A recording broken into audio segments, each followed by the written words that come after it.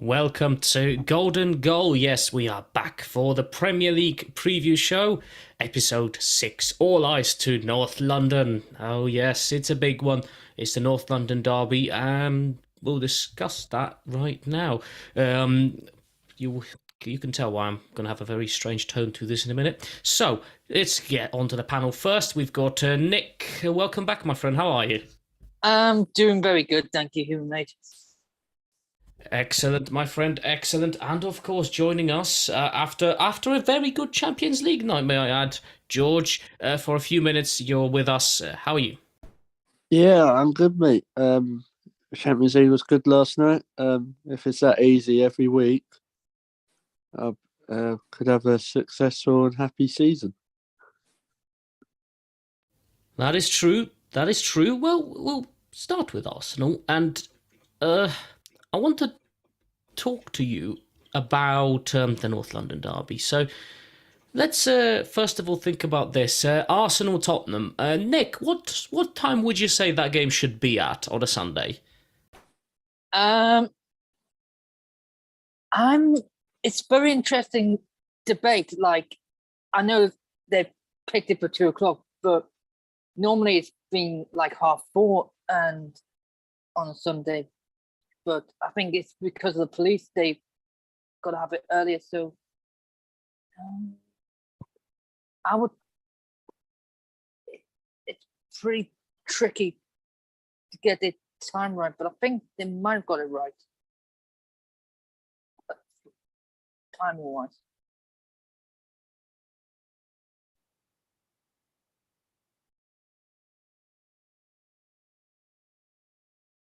So, what do you think will happen? Well, let's go to George first. So, 2 o'clock.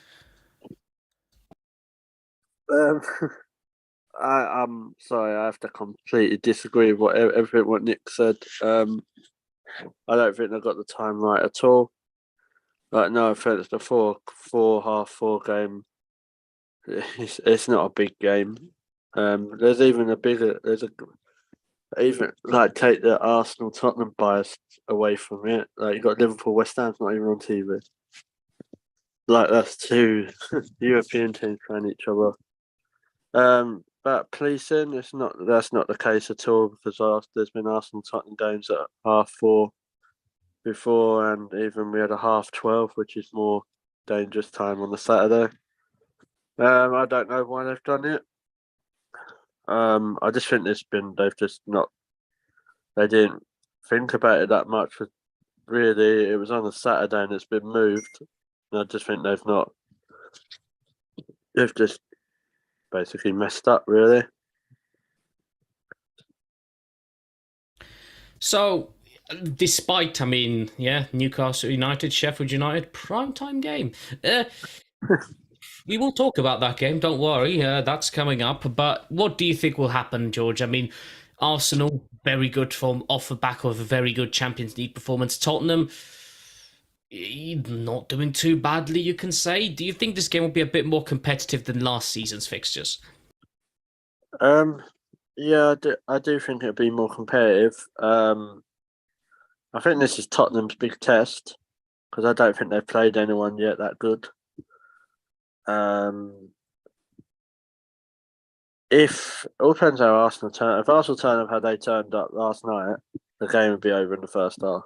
Like that's how confident I am. When it clicks, but it's hard as well because it doesn't matter about any of these other games. North London Derby, everything goes out the window. Um, I don't. Like I say, I think it's hard.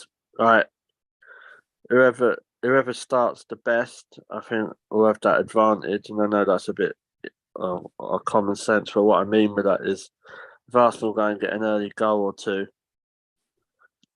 I think you could see a bit of a difference. And Spurs ain't got Harry Kane to bail them out of anything this season. So, um, apart from the Burnley game, I know Richarlison scored, didn't he? Like his first goal in about 150 goals that have been offside.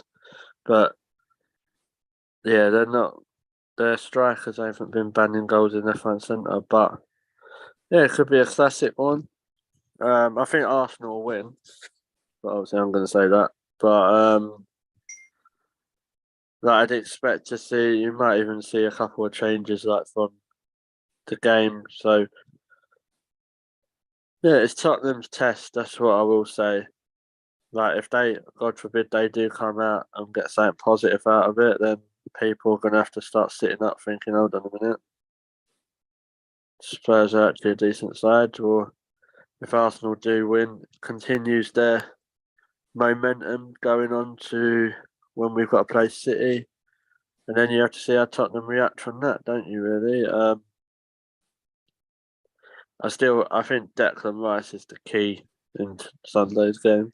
Just how he controls this midfield, like the way he's playing. I mean, even last night, I know it's only people saying, "Oh, it's PSV, it's the Europa League team." So Europa League team are still in the Champions League. You know what I mean? So he's just like it was nothing to him.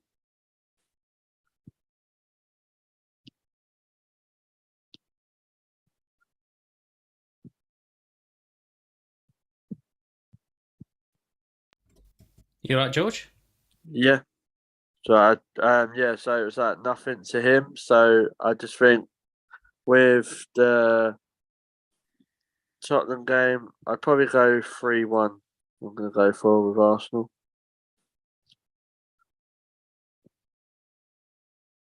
What scoreline are you going for again?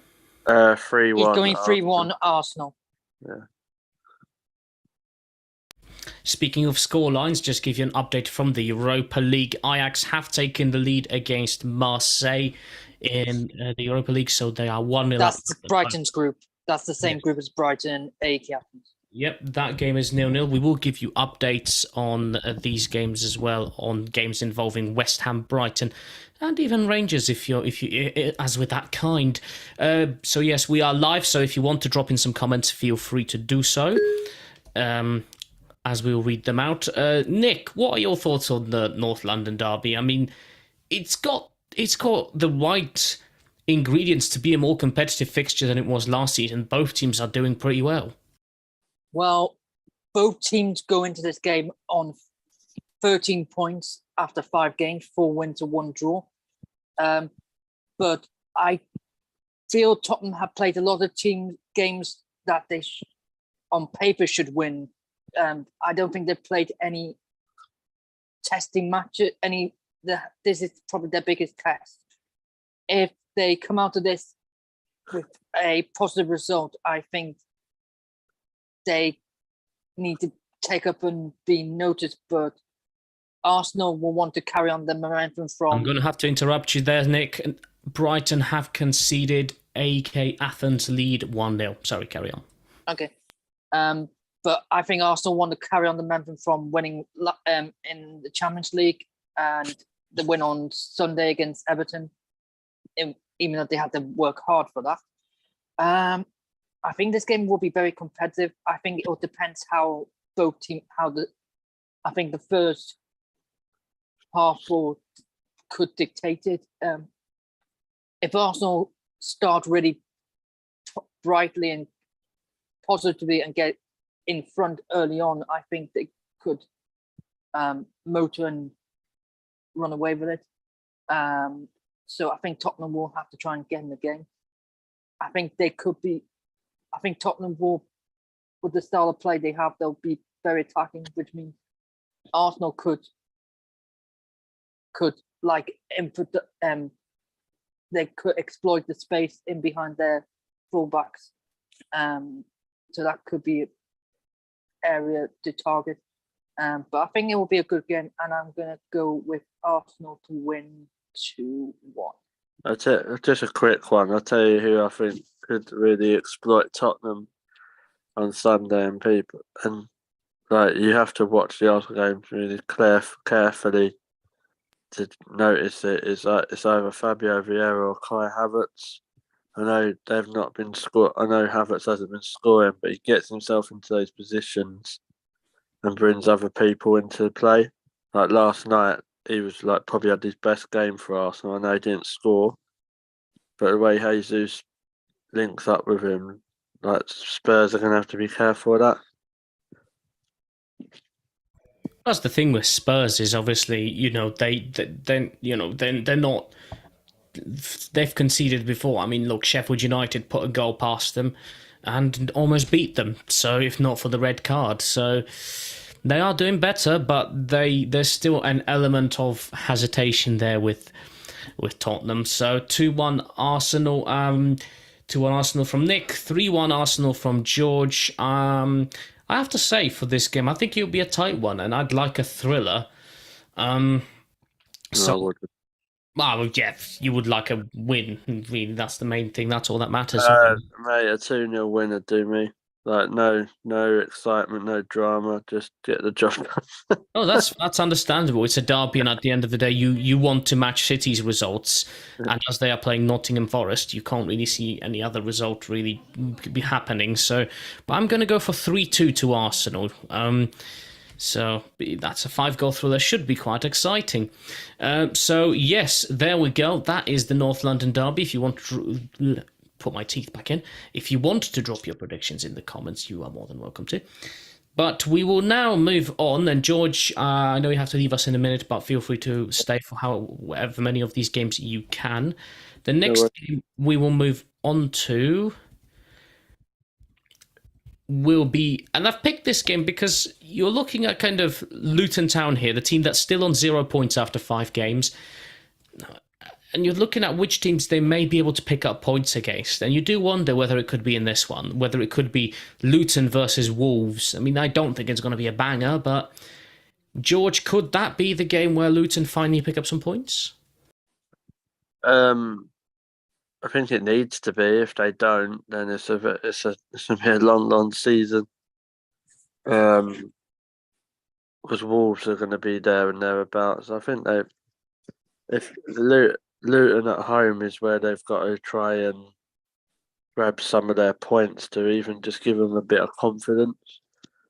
They've got to try and turn Kenilworth Road into a bit of a fortress, which in a way it could be, because not many of the top clubs and players are going to want to go and play at Luton.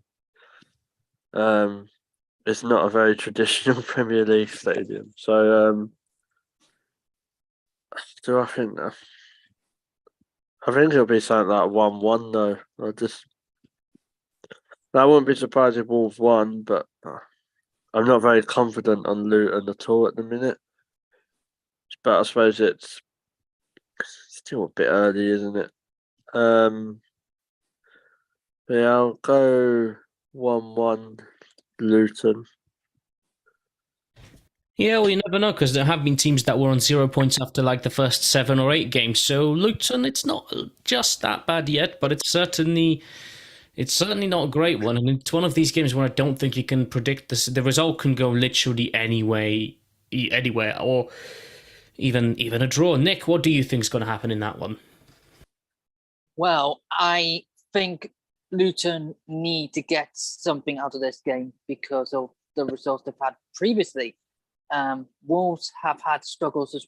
Wolves have struggled this season as well. I think they've only won one of their matches in the Premier League. I do think Luton, the fact they're at home, need to take advantage of the home support, make it, because they need to, if they're going to stand chance of staying up, they need to make pay the home matches. I don't think this is going to be high scoring. Luton haven't scored many goals, and Wolves, they have people to score, but they just haven't been clinical in previous matches, or their main goal threats from previously are non-informal or no longer there. So I am going to go for a 1-1 draw on this one. Excellent. Cheers for that, Nick. Yeah, I think this game's going to be close, and yeah, it can go either way. I'm going to go for a 1-0 Wolves win. Yeah, 1-0 for Wolves. But I think it's a very it's one of these games where it's going to be a very open game, but I don't think it'll be a high scorer. But I thought it'd be interesting to pick that because it's one of these teams where, it's where Luton need to start picking up points, and the week after Luton are playing Everton as well. So They're playing twice in the next game week. After this one, they're playing twice. They've got Everton and Burnley. that's the rearranged game. So these will be the games where Luton need to pick up at least a point, you'd think, if not more, at least a point from each game, if not more. So that would be quite interesting, I thought. Hence why I thought I'll pick it. Okay, next, we will go to Brentford versus Everton. This is a 5:30 game. Brentford, not doing too badly. Everton, sticky toffee pudding. George, can Everton do something against Brentford, or will Brentford just be that much better? Well, after watching Everton play us last Sunday, play is a very loose statement. Yeah. I think this is where Brentford could try and get a bit of their form back and tuck into them a bit, to be honest, especially being at Brentford. From an FPL point of view, it kind of makes me feel happy that I have Mbeumo and Wissa, because I think they might get something at Everton. I don't know what way Everton turn, mate. That's the problem for me. Like, they just look like a Championship club already. And maybe that's disrespectful and harsh, but if you said to me, out of that squad, dude, I think we'll get into a top 15 Premier League team. There's not many. I can't even, maybe Pickford, and Onana, not the United keeper. The midfielder for Everton. The midfielder probably do better than the goalkeeper anyway. He's rubbish. So yeah, I don't know. I really like Everton. No, I don't. I really like Brentford. I was going to say that is a new one compared to the messages I've seen on Sunday. Yeah, no, I don't like Everton. But Brentford, I really like them. They're a decent club. You know what I mean? Like, they don't go out and they play nice football. They don't like the way they run. It's just generally, I think they're a decent club. But I'm going to go probably about 2-1, 3-1, Brentford, 3-1. Okay. 3-1 to Brentford? Yeah. All righty. Well, Nick, that was a very positive opinion of Everton from George there. What do you think? I mean, what's going to happen? I mean, it's easy to predict on one hand, but what do you think? Looking at what Everton's form this season, I think they're going to struggle against Brentford. They didn't offer a lot against Arsenal going forward, so where they're going to score goals, I don't know. I think Brentford have played well this season. They're a bit unfortunate. I don't think they deserved to lose last week. And I think they'll bounce back. I think they've got good players. I think it's a shame Rico Henry's out injured for the rest of the season. Yeah, felt so played well. How much do you think that will hinder Brentford? I think it might affect them a little bit, but I think they'll find a way to work around it. So I think it might affect them a little bit, but I don't think it will be a major hindrance to them. I don't think they'll be as solid defensively as well. No, I think it might affect them quite a bit, but not in the I think you could see games when Brentford were winning, say 2 or 3-0. I don't see that happening at the minute. But I can see them scoring. Yeah. In this, certainly this game, I can see them scoring quite a few because they've got the threat going forward with Wissa and Bueno. It gives people like Aaron Hickey a chance when I don't know if he's fit again, but like Aaron Hickey he played against Newcastle and he was playing on I think he was playing left wing back. Yeah, so that's what I mean. It gives him a chance to push his claim, because obviously Rico Henry. I feel sorry for him. I'm not going to lie. Like, he should have had an England call up. I And feel then, I don't understand why he hasn't had an England chance yet. yeah, But hopefully- I'm gonna go for 3-0. I'm gonna go 3-0 to Brentford win. I can't see Everton winning. Yeah, before I jump to my prediction, Ajax have gone 2-0 up against Marseille.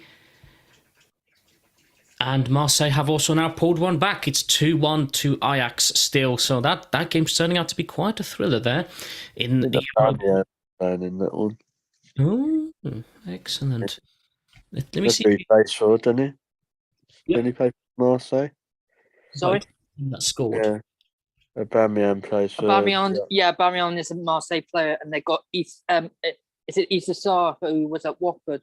But no, it's not Aubameyang that scored that goal.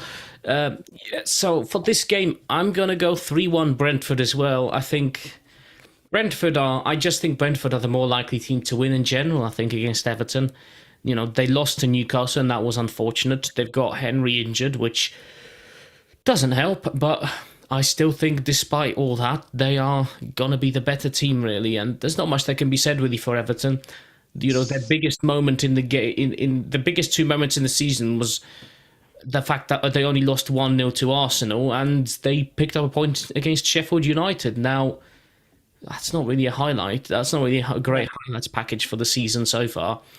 And, this game might be tricky, and then they've got Luton next weekend, so they need to start picking up points somewhere, because it's only going to get harder, and only more questions will be asked as time goes on, really. Speaking of questions, we'll move on to Manchester United next. And we all watched the Champions League. I mean, the scoreline definitely did not reflect the game as such, let's just say. No, it flattered Man United, that scoreline. They should Just the have been. tads. And of course, Bayern should have won that by much. That could have ended up 8-2 potentially. Yeah. So Burnley, Manchester United. Now, usually I'd say it's a very easy game to predict. Man United win easy against Burnley. George, I mean, are we being overly negative, or do we genuinely think that even Burnley can thump Man United? I do fancy Burnley, I'm not going to lie. You got that added bit of Vincent Kompany being the manager, Man City legend against United. Could he carry on United misery? I know they scored 3 goals against Bayern Munich. I haven't really watched the game for obvious reasons, but just midfield and defensively, they're poor. And Anana, he's more like a banana in goal. It's like, but it's hard for me. I've not really watched enough of Burnley to comment as well. So, I think Foster being sent off is a bit of a bad loss for Burnley.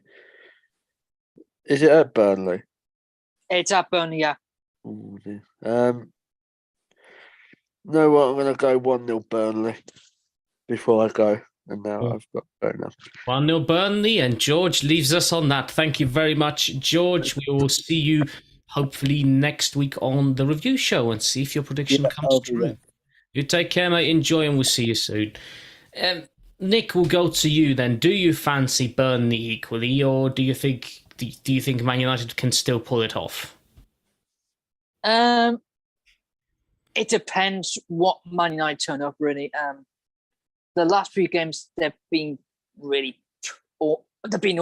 They've played really badly, and they deserve to lose the last few games. I think the midfield and forwards need to improve, need to show up.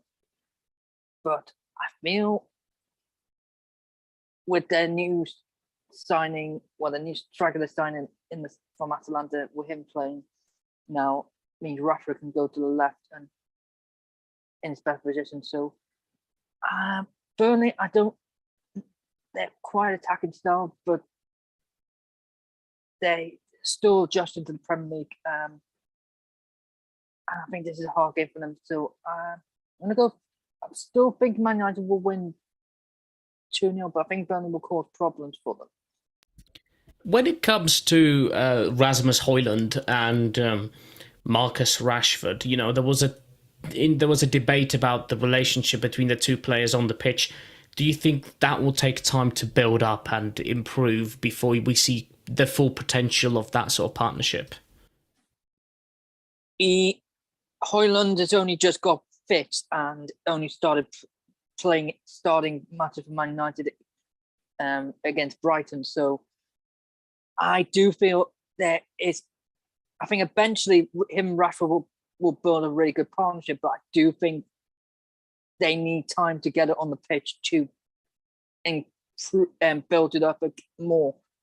And so the same with Højlund with the Man United attacking midfielders. They need to create a relationship between them so they know how he wants to play and how they need to give him the service to thrive and score goals. That's what I think it's happening. So yep, 2-0 Man United. I'm not gonna go too far in favour of Burnley because I think Burnley in general have been somewhat disappointing this season. You know, a lot of people hyped them up, and rightly or wrongly, maybe they've been a bit overhyped because of Vincent Kompany. However, I've watched Man United, and they were not great in general yesterday, especially against Brighton. They weren't exactly formidable. We've talked about that on the review show. So all in all, I wouldn't say any team can thump Man United because it takes something to beat a team of Manchester United's caliber. But you do look at it and kind of go, you fancy a chance. You fancy every team to have a chance. So what I will predict for this game is a 1-1 draw between the two teams, and I think that's not impossible. Even a 2-2 draw. But I think a score draw will happen with that game. It's quite likely. I think that game will not be a thrilling goal scorer, but I think it will be very close, which you don't often say for the two teams, but I think this time it will be. Okay, the next game we're going to move on to is Brighton versus Bournemouth. And sorry, Nick? It's Brighton-Bournemouth on Sunday at Brighton. So Brighton, another home game for them after the Europa League. They're currently losing to AEK Athens. What do you think will happen, Nick? What's your prediction for that? I think Brighton have started this season really well. They're playing really well as a team. They are quite attacking. They score a lot of goals. And they I'm going to have to interrupt you there. Brighton have equalised against AEK Athens. João Pedro scoring the goal. It's 1-1 between the two teams now. No problem. But I think they have played really well, but they have played a lot of less. I think they've played a lot of lesser teams. Probably the one match they were disappointed with, it was West Ham when they lost that. But they bounced back really well. I feel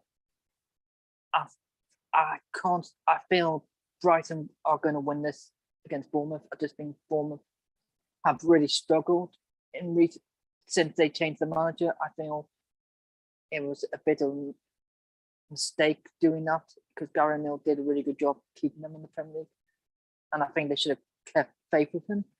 So I'm going to say a comfortable win for Brighton on this one, and I'm going to say 3-0 to Brighton.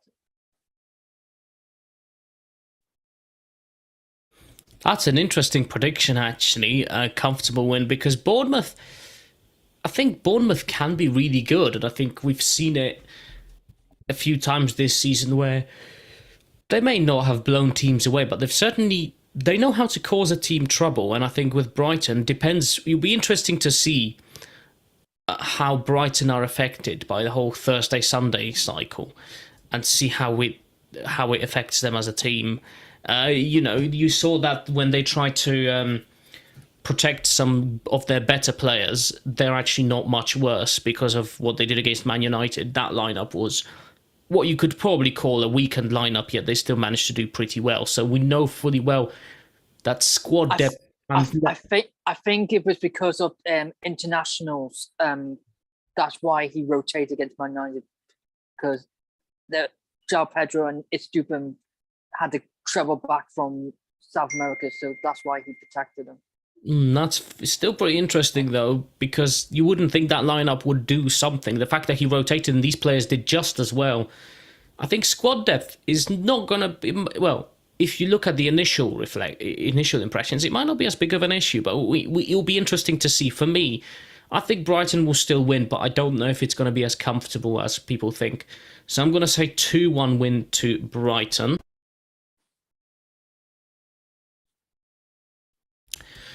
Just checking, no more score updates for you. We move on to the next game, and this is Chelsea versus Aston Villa. Now, Aston Villa doing pretty well at the moment. They've done well in the Europa Conference League.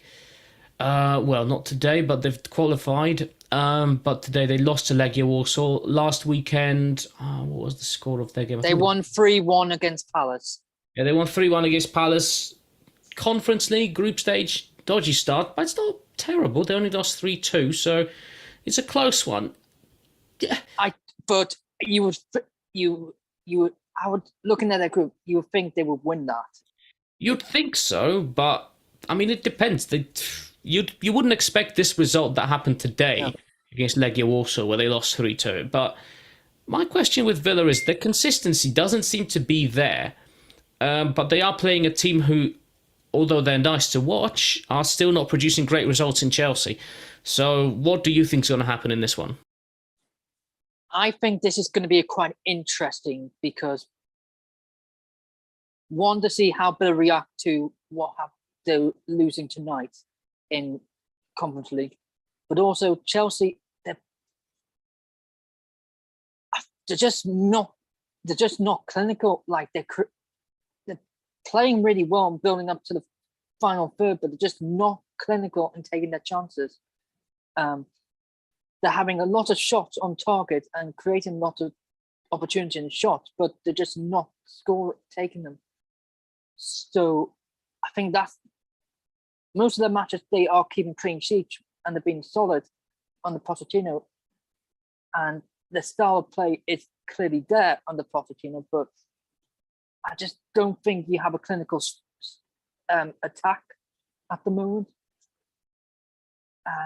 And I'm wondering if Nkunku was fit and he was playing, would that make a bit of difference?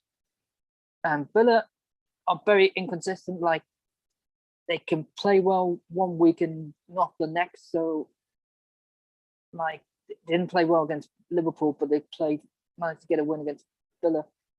So it just depends if Diaby and Watkins and the other forward players turn up and play well. I could see Villa winning this actually, just because the way Chelsea are performing, and I'm going to say a 2-1 win for Villa. 2-1 win for Villa, okie dokie.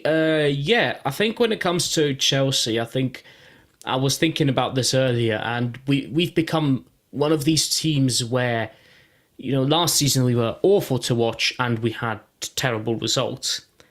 This season we've improved in a sense that we're nicer to watch. It's more fun to watch Chelsea, but the results are still not there. So the pretty football is improved, but the results that it produces are still probably equal to last season's terrible run. So, but this game against Villa is going to be tricky because I think even an inconsistent Villa can be quite a tough opponent. And my only hope is that their inconsistency means this will be their bad game. But also that you know, they will be a bit bit tired after Europe. You hope, because I think we need to stop. And in fact, they had to go to Poland to play this game and then travel back. You're hoping Chelsea fans will be hoping. You hope so, but it's not exactly massive either. It's it's not massive traveling, so I don't know. It might tie them out, it might not. But you hope they'll be a little bit fatigued from a Chelsea point of view, because we need results, regardless what they are. Even if it's the most boring win, we need a result sooner rather than later. So I'm going to say a Chelsea win, because I think we need one, and as soon as possible. I mean, I'll take a draw. I will take a 1-1 draw if I have to, but I'd rather a win. So I'm going to say 2-1 Chelsea. I'll flip your score prediction and say 2-1 Chelsea for that one, and hopefully it will happen, because I think a win is definitely needed.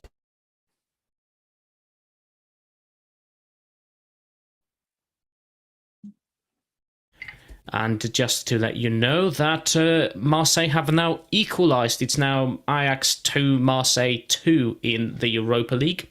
I'll check the goal scorer for you in a second, but we'll go to the next game, which is Liverpool versus West Ham. Now, this game I think is going to be quite tasty, because you've got Liverpool, who beat Lask in the Europa League 3-1, and West Ham currently playing no goals at the moment, but both teams are doing fairly well, you can say. West Ham teased us against Man City and nearly caused an upset, but in the end lost. And then Liverpool beat Wolves just about 3-1. So what do you think is going to happen in this one, Nick? I think this is going to be quite an interesting game, and I will not be surprised if there'll be quite a few goals in this, because West Ham have not kept a clean sheet all season in the Premier League, and conceded over 100 shots in the process. They do have dangers going forward with Ward-Prowse and Bowler, Jared Bowen, Ben Rama, Antonio. But Liverpool will be probably fresher, because they changed their entire team for against Lask. So even though they had to bring Salah on and other players, but I do think they have got quite a lot of firepower, because I could see Gakpo, Salah, Jota starting against West Ham, and I think that's a pretty formidable attack. I still think Liverpool are quite dodgy defensively, but I fancy quite a few goals in this game. But I think Liverpool are going to get I think Liverpool will win 3-1. But hopefully Salah and Gakpo get a goal for fantasy purposes. Of course, the fantasy. By the way, it was teeth back in again. It was Pierre-Emerick Aubameyang who scored for Marseille, that equaliser, so they are now 2-2. Sadly, Brighton have gone down 2-1 against AEK Athens, so Athens are winning once again. This game will be tasty, and I think it's an interesting one, because West Ham Liverpool over the last few seasons, it's been one of these fixtures which has been a bit of a tricky one for Liverpool. And, West Ham aren't afraid to give teams a game, and they're not afraid to give a go. Liverpool will probably be a bit fresher, but you never know. At the moment, most of their games, you look at their games against Bournemouth, you look at their games against Wolves, you look at their game against Lask today, they have all been comebacks from a 1-0 down deficit.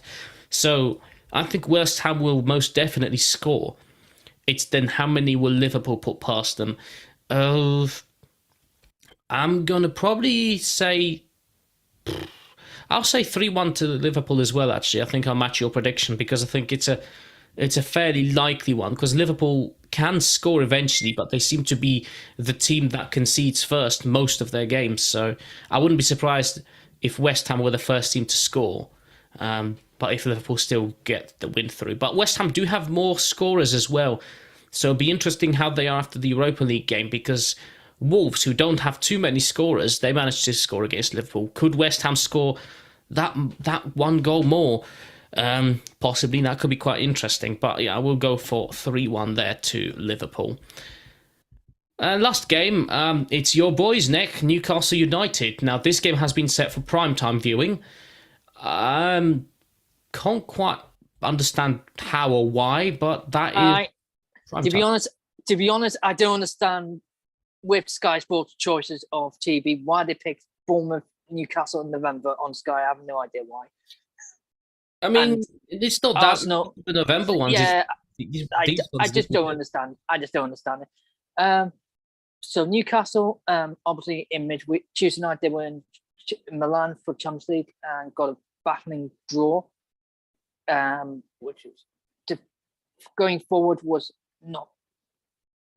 very good. It's not the No. worst result you could have, to be fair. No, I thought defensively they were very good. Nick Pope played really well, and the defense was very good. Didn't really create much going forward, but But I'm happy with the away point, and we move on. Obviously, last week we got a win, which was needed after the 3 losses before that. It'll be quite interesting to see what team Newcastle start with. Like their midfield and forward could be rotated again, because he didn't start Isak against Brentford. He started Callum Wilson, and then Isak started Champions League. So I'm hoping Isak starts Premier League, and then with Gordon and Almiron, and I think midfield will probably be Bruno, Longstaff, Tonali, and then back four will be the same as against Brentford and goalkeeper. Sheffield United, I think, have done okay. I thought they were unlucky last week to lose to Tottenham because I think the time wasted in the red card meant that Tottenham were able to get the 2 goals. So I think it's not going to be easy for Newcastle, but I think Newcastle are going to break them down eventually with the quality we have. And I'm going to say a 2-0 win for Newcastle. Win for Newcastle. I mean, as much as I'm baffled why this has got on prime time, I mean, with Sheffield United, it all depends. They've been one of these teams which pretty much everyone had to be relegated, and they still probably will or might get relegated. But I have noticed that they can cause trouble. I mean, you know, they scored first against Tottenham, and if not that red card, you wonder if they could have held on to that win. They did score against Manchester City and caused a few of the Man City players to sweat a bit more. So it's one of these teams which you don't know which way it will go. But with Newcastle, wonder what the energy levels will be like.